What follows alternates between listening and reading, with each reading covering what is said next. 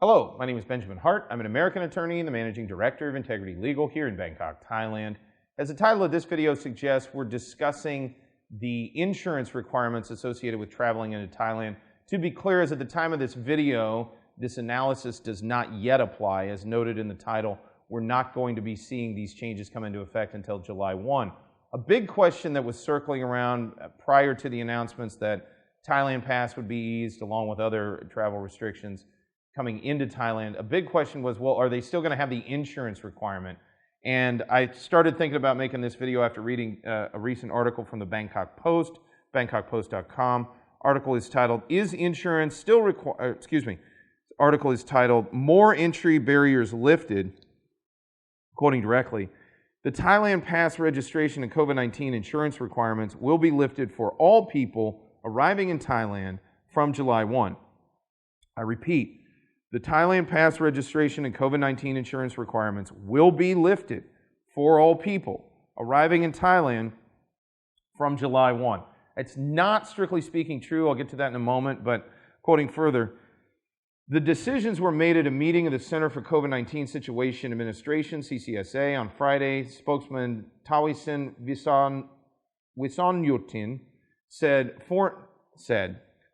quoting further, foreign nationals will not have to be insured for COVID-19 and thermal scanning will end at border checkpoints, he said. So we already talked about thermal scanning. It looked like they were going to end that. They've done that. But I want to quote this again. Foreign nationals will not have to be insured for COVID-19.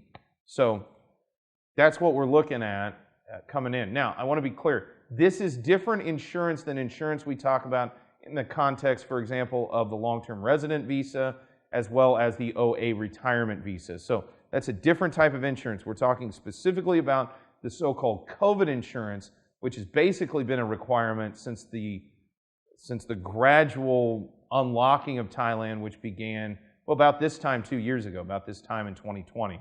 We went through major heavy lockdown in 2020. April was basically entirely locked down. May was essentially locked down. And then in June, we started kind of seeing things starting to open back up. And we started assisting people who were trying to get back into Thailand. At first, the only foreigners that were able to get in were work permit holders, and then it kind of progressed from there.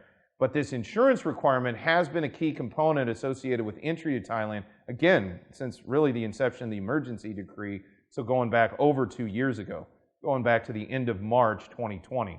So this is pretty big news, and hopefully it will spur some more tourism. Thailand could certainly use that. We've discussed this in other videos. We really do need to get Thailand, or the tourism sector, I should say, in Thailand, back on our feet. It's been well and truly decimated. We've quoted the statistics on that in prior videos, and this is certainly a good thing to see. But to be clear, we're talking about COVID insurance specifically. For the folks on this who watch this channel who are coming from a retiree background or from a retiree perspective, bear in mind this may not apply to you with respect to your insurance associated, for example, with the OA retirement visa.